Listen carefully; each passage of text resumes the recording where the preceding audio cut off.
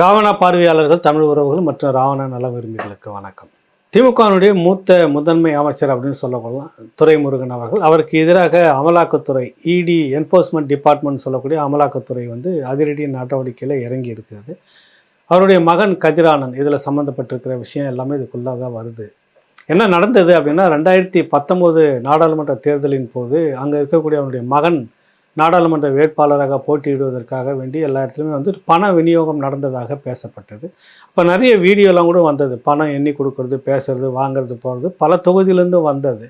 இருந்தாலும் அந்த நேரத்தில் ரெய்டு வந்திருந்தப்போ 11 கோடி ரூபாயை பூஞ்சோலை சீனிவாசன் அப்படிங்கிற மாவட்ட விவசாய அணி தலைவர் பொறுப்பு திமுகவில் இருக்கக்கூடியவர். அது கதிர் ஆனந்துக்கு வேண்டப்பட்ட நண்பராக, குறிப்பாக துரைமுருகன் கதிர் ஆனந்த் அவருக்கு வலது கை மாதிரி, அதை வேண்டப்பட்ட நபர் மாதிரி இருந்த அவருடைய உறவினர் வீட்டில் தான் அந்த பணத்தை பறிமுதல் செய்கிறாங்க. அதை ஒட்டி அவர்கள் மேலெல்லாம் ஒரு வழக்கு இருந்துக்கிட்டு இருந்தது. அந்த வழக்கு நிலுவையில் இருக்கிற அந்த விஷயத்தை சொல்லி தான் இப்போ திரும்பவும் வீட்டை சோதனை செய்வதற்காக இடி ரெய்டு வருது. நேற்று காலையில் 7 மணிக்கெல்லாம் இவங்க போயிருந்தாங்க. இதில் தான் இடி என்ற அமலாக்கத்துறைக்கும் இந்த திமுக தரப்பு மூத்த அமைச்சர் தரப்புக்கு ஒரு முரண்பாடு ஏற்பட்டிருக்குது. 7 மணிக்கு போனோன்னா அங்கேருந்து தகவல் கொடுக்குறாங்க. அமைச்சர் துரைமுருகன் சென்னையில் இருக்கிறாரு. ஒரு 3 மணி நேர பயணம் அவருக்கு போனால் மிஞ்சி போயிருக்கலாம். அதில் கிட்டத்தட்ட மதியம் வரைக்கும் 7 மணிலேருந்து அங்கே ஆட்கள் இல்லை, அது இல்லை, இதுலன்னு சொல்லிட்டு கதவை பூட்டி வச்சுட்டு அவங்க வெளியவே காக்க வச்சுருந்துருக்கிறாங்க. வெளியவே நீண்ட நேரமாக காத்துக்கிட்டு இருக்கிறாங்க. அப்புறம் அவருடைய மகன் கதிர் ஆனந்தை இப்போ லண்டனில் இருக்கிறார். அவருடைய மகள் படிப்பு விஷயமாக அங்கே போயிருக்கிறாரு லண்டனில். அவருக்கு தகவல் சொல்லப்பட்டது. இப்போ இவங்க எல்லாம் சேர்ந்துட்டு இந்த திமுக நிர்வாகி இவங்க ஆட்கள் இவங்க வருவாங்க, இவங்க கையெழுத்து வாங்கிட்டு நீங்கள் உள்ள ரெய்டுக்கு போகலாம், அவங்க வீட்டை திறந்து விடுவாங்கன்ற மாதிரிலாம் ஏற்பாடு நடந்திருக்குது. அங்கே ஒரு ட்விஸ்ட் என்னன்னாக்கா, இந்த அமலாக்கத்துறை சார்பாக போன 20க்கும் மேற்பட்ட அந்த அதிகாரிகளை அந்த திமுக தரப்பு கோஷ்டிகள் எல்லாருமே சேர்ந்து செக் பண்ணுறாங்க. ஒவ்வொருத்தரும் அமைச்சர் சொன்னதின் பேரில், கதிர் ஆனந்த் எம்பி சொன்னதின் பேரில் அதில் பெண் அமலாக்கத்துறை பெண் அதிகாரிகளுடைய ஹேண்ட்பேக் இருக்கும்ல, அதெல்லாம் கூட எல்லாத்தையும் கைட்டு உள்ளே செக் பண்ணுங்கன்னா, நீங்கள் இல்லைங்க பையெல்லாம் என்னாச்சுன்னா உங்கள் வாகனத்திலே வச்சுருங்க, வாகனத்தை வச்சு லாக் பண்ணிவிட்டு நீங்கள் மட்டும் வெறும் ஆளாக உள்ளே போங்க அப்படின்னு சொல்லிட்டு இருக்கலாம், நீட்டாக சொல்லியிருக்கலாம்.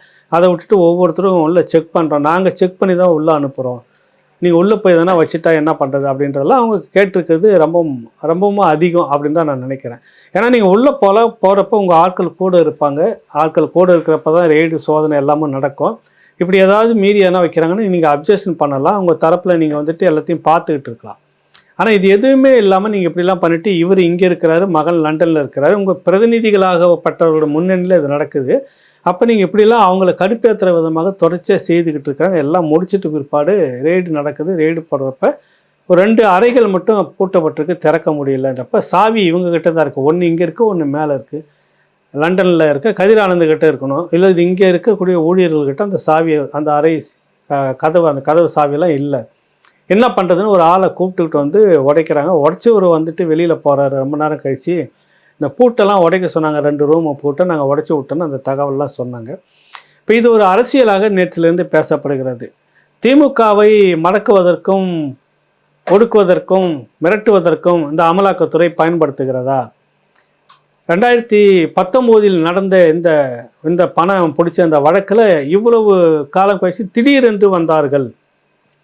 2019 பிடிச்ச உடனே உடனடியாக விசாரணை நடந்திருந்தாலும் கூட உடனடியாக எப்படி விசாரிக்க முடியும்? பல வழக்குகள்லாம் நிலுவையில் இருக்கும்போது இதை மட்டும் எடுத்துக்கொண்டு ஏன் வந்தார்கள்? திமுகவை மிரட்டுவதற்கும் மடக்குவதற்கும் அப்படின்னு ஒரு டைலாக் விட்டுருப்பாங்க.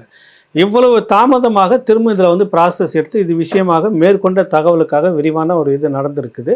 அந்த பூஞ்சோலை சீனிவாசன் அவருடைய உறவினர் அந்த விஷயங்கள்லையும் அங்கேயே ரெய்டு, இங்கே துரைமுருகன் இதில் வீட்டில் ரெய்டு, அதுக்கடுத்தது கதிர் ஆனந்த் நடத்தக்கூடிய ஒரு பொறியியல் கல்லூரியிலையும் ரெய்டு.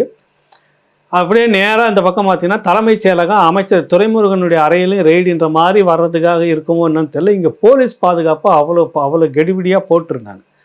ஏன்னா அதுக்கு முன்னாடி ஓபிஎஸ் இவர் மந்திரியாக இருந்தப்போ, முதலமைச்சராக இருந்தபோது அன்றைக்கி தலைமைச் செயலாளர் விஷயத்தில் ரெய்டுக்கப்போ கோட்டைக்குள்ளாகவே நுழைஞ்சது. அதை திமுக பெரிய அளவில் விமர்சனம் பண்ணது. வரலாற்றில் முதன்முறையாக தலைமைச் செயலகத்துக்குள்ளாக அமைச்சருடைய ரூமு, செக்ரட்டரி ரூமுக்கெல்லாம் ரெய்டு வந்தது இப்போ தான் முதன்முறையாக நடந்தது அப்படின்னு. அதுக்கு பதிலாக இந்த முறையும் செந்தில் பாலாஜி அந்த விஷயத்தில் நடந்தப்போ இவர்களுடைய ஆட்சியிலுமே நடந்தது. அதனால் ஒருவேளை இந்த மாதிரி கெடுபிடி பண்ணிவிடுவாங்களோ அப்படின்றதுக்காக வேண்டி ரொம்பவும் செக்யூரிட்டிலாம் இருக்கப்படுத்தி போகிற வரவங்களுடைய ஐடி கார்டு இருக்கவங்க மட்டும்தான் உள்ள விடுற கூத்து நேற்று நடந்திருக்கிறது. அவ்வளோ அச்சம் அவர்களுக்கு. சரி, இந்த ஒரு விடயம் இதோட தான் நிற்குமா அப்படின்னு பார்த்தீங்கன்னாக்கா இல்லைங்க, அது மட்டும் நிற்கலை. இதுக்கு மேலே இன்னொரு பெரிய பூமாரங்க மாதிரி பெரிய விஷயம் திருப்பி வந்து அடிக்க போகுது இவர்களை. அது வந்து இந்த மணல் கொள்ளை விஷயம். ஏற்கனவே இதே மாதிரி அமலாக்கத்துறை எல்லாமே வந்துட்டு ரெய்டெலாம் நடத்தியிருந்தாங்க, உங்களுக்கு தெரிஞ்சிருக்கும். ட்ரோன் கேமரா பறக்க விட்டு இதெல்லாம் பண்ணியிருந்தாங்க. இதில் பெரிய விஷயம் என்னன்னாக்கா சேட்டலைட் மூலமாக முந்தைய காலப்பகுதி பிந்தைய காலப்பகுதி எவ்வளவு என்னன்ற விஷயத்தெல்லாம் நுணுக்கமாக அது எடுத்து வச்சுருக்கோம் படம். இதுக்கு முன்னாடி எப்படி இருந்தது, போன மாதம் எப்படி இருந்தது, அதுக்கு முந்தின மாதம் எப்படி இருந்தது அந்த பகுதின்றத படத்தெல்லாம் கொடுத்துரும். அப்போ அந்த தகவல்களை எடுத்து வச்சுக்கிட்டு தான் ட்ரோன் கேமராவை குறிப்பிட்ட பகுதியில் கொண்டு வந்து எவ்வளவு அடி ஆழம் எல்லாம் எடுக்கப்பட்டது அப்படின்னு பார்க்குறப்ப பார்த்தீங்கன்னா பல ஆயிரம் கோடி பணம் வந்துட்டு கிட்டத்தட்ட 6000 சில்லற கோடி பணம் வந்து அதில் முறைகேடு நடந்திருக்குது. அரசுக்கு வருவாய் எப்படி வந்திருக்குன்னா வெறும் 46 கோடி ரூபாய் தான் அரசுக்கு வந்திருக்குது. அதாவது குவாரி கான்ட்ராக்ட் எடுக்கிறதுல அரசுக்கு முறையாக நாங்கள் செலுத்துகிறோன்ற பேரில் வெறும் 46 கோடி தான் வந்திருக்கு. மீதி 6000க்கும் மேற்பட்ட கோடி, 6600 கோடிக்கு மேலே நினைக்கிறாது. அவ்வளவு பணம் இதில் வந்து கையாடல் செய்யப்பட்டிருக்கிறது. அரசுக்கு இழப்பு அப்படின்ற விவரம் வந்து கொடுத்துருக்காங்க. இப்போ இவ்வளோ பணமும் எங்கே இருக்கும்? குறிப்பிட்ட பகுதியில் குறிப்பிட்ட காலகட்டத்தில் மட்டும் இது. ஆனால் குடியாத்தம் குமரன் சொன்னது வந்து 60,000 கோடியை வைத்து கொண்டு இவர் என்ன செய்கிறார், மணல் பணத்தில் இவ்வளோ பணம் சம்பாரிச்சுக்கிறான்ற வீடியோ அவர் போட்டார். இது வந்து பெரிய அபத்தம் அப்படின்னு அவர் மேலே கைது நடவடிக்கை அதுன்னு எதுவும் பண்ணலை. என்ன நடந்துச்சுன்னு தெரியல. அப்படி சைலண்ட்டாக கிணத்துல போட்ட கல்லாட்டம் இருக்கிறது. கதிர் ஆனந்த் இவர் துரைமுருகனுக்கு எதிராக பேசுகிற குடியாத்த குமரன் வந்து டெல்லியில் வந்து கூப்பிட்டு ரகசியமாக விசாரித்து நிறைய தகவல்களை வாங்கியிருக்கிறதாகவும் ஒரு பேச்சு அப்போ பேசப்பட்டது. இப்போ இதெல்லாம் சேர்ந்து என்ன ஆகுனா அடுத்தது இன்னொரு ரெய்டு படலம்லாம் இருக்குது. இதில் வந்து மிகப்பெரிய அளவில் சிக்குப்படுவார் மூத்த அமைச்சர் அப்படின்றது தான் தகவல். இது விஷயமாக தான் நேற்று கோட்டைக்கு அவசரமாக புறப்பட்ட அமைச்சர் போயிருக்கிறாரு. அங்கே வந்து முதலமைச்சர் எப்பவுமே கோட்டையில் இருக்கிற மாதிரி அங்கே இருந்திருக்கிறாரு.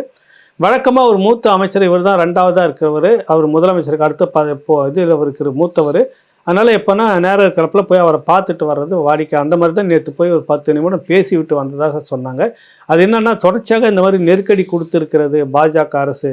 அநேகமாக நம்மளை ரொம்ப நெருக்குது, இதுலேருந்து நம்ம தப்பிக்கிறதுக்கு ஒரே வழி சரண்டர்ன்ற மாதிரி தான் பேசியிருக்கலாம் அப்படின்ற தகவலும் வெளியில் கசியுது.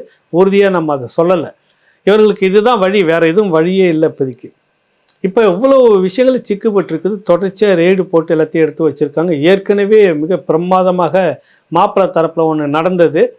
அநேகமாக வரும்போது கைதுன்ற மாதிரிலாம் இருந்தாங்க. ஆனால் ஒன்றுமே இல்லை, சுமூகமாக போயிட்டு இருக்குதுன்றாங்க. இல்லை, அதுவும் நிலுவையில் அப்படியே இருக்கிறது. அது ஒரு அடுத்த கட்ட படலம் தொடங்கும்ன்ற மாதிரி சொல்ல வராங்க. ஆக எப்படி பார்த்தாலும் எங்கே திரும்பினாலும் இவங்களுக்கு ஒரு கும்பாங்குத்துன்ற மாதிரி எங்கே திரும்பினாலும் இடி ரெய்டு, அளவுக்கு மீறி சொத்து சேர்த்த வழக்கு, பண பரிவர்த்தனை வழக்கு, எல்லா பணமும் சுருட்டி வச்சுக்கிறதால இவ்வளோ சிக்கல் அப்படின்ற மாதிரி ஒரு நிலையில் நிற்கிறாங்க. சரி, இது அடுத்த கட்டமாக என்ன ஆகும் அப்படின்னு பார்த்தீங்கன்னாக்கா எம்பியாக தேர்ந்தெடுக்கப்பட்ட கதிர் ஆனந்த் இப்போ லண்டனில் இருக்கிறாரு. இந்த 11 கோடி தேர்தலுக்கு செலவு செய்த இந்த விடயம் இந்த மற்ற விஷயங்களை விட்டுட்டு ஏதோ ஒன்று நடக்க போகுதுன்ற மாதிரி சொல்கிறாங்க. உறுதியாக நீங்கள் வேணால் பாருங்கள். விமான நிலையத்துக்கு வந்த பிறகு உடனே ஒரு சம்மன் கிடைக்கும். சம்மன் கிடைச்ச பிறகு விசாரணைக்குன்னு போவார். கதிர் ஆனந்தர் கைது செய்யப்படலாம் என்பது தான் டெல்லியிலேருந்து கிடைக்கக்கூடிய உறுதியான தகவல். ராவணா எல்லாத்துமே இந்த பெரிய அளவில் பரபரப்புக்காக பேசும், சில தவறான தகவல்களை சொல்லும், இட்டுக்கட்டி சொல்லும். இது வரைக்கும் அப்படி இல்லை. கிடைக்கிற தகவல் அநேகமாக வந்தவுடன் அவர் கைது செய்யப்படலாம், சம்மன் கூப்பிடுவாங்க, விசாரணை பண்ணுவாங்க, கைது செய்யப்படலாம் அப்படின்ற மாதிரி தெரியுது. இதுக்கு காரணம் இந்த அமலாக்கத்துறையை அளவுக்கு மீறி வெறுப்பேற்றினது ஒரு பக்கம் இருந்தாலும் கூட பின்னணியில் இருக்கக்கூடிய பண பரிவர்த்தனை இந்த விடயங்கள் எல்லாமே நிறைய விஷயங்கள் இருக்கிறது. எதுவும் வெளிப்படையாக தெரியாது. சில விஷயங்கள் வந்து வெளிப்படையாக சொல்ல மாட்டாங்க. இடி என்ஃபோர்ஸ்மெண்ட் டிபார்ட்மெண்ட்டு இந்த மாதிரிலாம் சொல்லாது உங்களுக்கு. அமலாக்கத்துறை நிறைய விஷயங்கள் கமுக்கமாக வச்சுருப்பாங்க. எப்போ தேவையோ அப்போ தான் பண்ணுவாங்க. அதனால தான் நேற்றுலேருந்து பார்த்தீங்களா என்னென்னா உங்களுக்கு சமூக ஊடகங்கள்லாம் ஒரு அண்ணா யூனிவர்சிட்டியில் பெண்ணுக்கு நடந்த பாலியல் கொடூரத்தை பற்றி கதறாத இந்த ஊடகம் நேற்று மாலையிலேருந்து இன்றைக்கி வரைக்கும் பார்க்குறேன். அந்த காதையை வலிக்குது ரொம்ப. எல்லாம் பார்த்தீங்கன்னாக்கா மத்திய அரசு பழிவாங்க பார்க்கிறதா திமுக அரசை. நீ பணத்தை மடி நிறைய கட்டியிருந்தாக்கா அப்புறம் விசாரணை நடக்கும்தான் சொல்லுங்கள். இல்லாமல் இருந்தாக்கா என்ன பண்ணும் உங்களுக்கு? வழியில் கனம் இல்லை, எதுக்கு உங்களுக்கு மடியில் கனம் இல்லைன்னா எதுக்கு வழியில் உங்களுக்கு பயம்? இப்படி பழிவாங்க பார்க்கிறதா, திமுகவை வளைக்க பார்க்கிறதா, திமுகவை மிரட்ட பார்க்கிறதா, இது பேரில் இப்படியெல்லாம் விவாதம். இந்த அண்ணா பல்கலைக்கழகத்தில் மாணவிக்காக இப்படியெல்லாம் ஒரு சத்தம் நீங்கள் போடவே இல்லை, இப்படிலாம் பேசவே இல்லை, நீங்கள் இப்படிலாம் விவாதிக்கவே இல்லை. ரெய்டு வந்திருக்குது, வரட்டும், விசாரிக்கட்டும், போகட்டும், ஆவணங்கள் இருந்தால் கைது பண்ண போகிறாங்க, இல்லையா விட்டுட்டு போக போகிறாங்க, அவ்வளோதானே. ஏன் இதுக்கு இவ்வளோ பதட்டம்?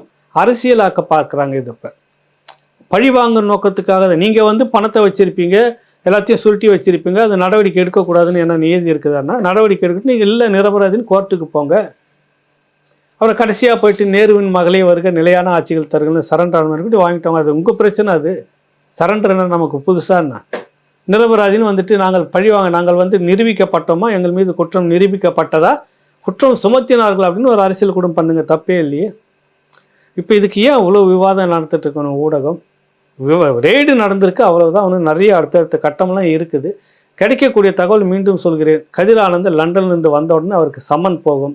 கைது செய்யப்படுவதற்கான வாய்ப்பு 90% இருக்கிறது என்கிறார்கள். கைதுக்கு பிறகு தான் இன்னும் பல காரணங்கள் என்னான்றது இருக்கும். பண பரிவர்த்தனையில் என்ன நடந்திருக்குது, வெளியில் எங்கேயாவது சிக்கி இருக்கிறாங்களா, வேறு ஏதாவது காரணமாக இருக்குமா, நமக்கு தெரியாது. அவர்கள் இந்த நிமிடம் வரை நம்ம நிரபராதிகள் தான் நம்மளும் சொல்லிட்டு இருக்கிறோம். இவர்கள் மீது அரசியல் காரணங்களுக்காக பழிவாங்க நோக்கத்துக்காக தான் செய்கிறாங்களோ அப்படின்னு நம்மளும் நினச்சிக்கிட்டு இருக்கிறோம். இதெல்லாம் பிறகு விரிவாக கைதுக்கு பிறகு தெரிய வரலாம் அப்படின்னு சொல்கிறாங்க. மீண்டும் ஒரு நிகழ்ச்சியில் உங்களை சந்திப்போம். நன்றி, வணக்கம்.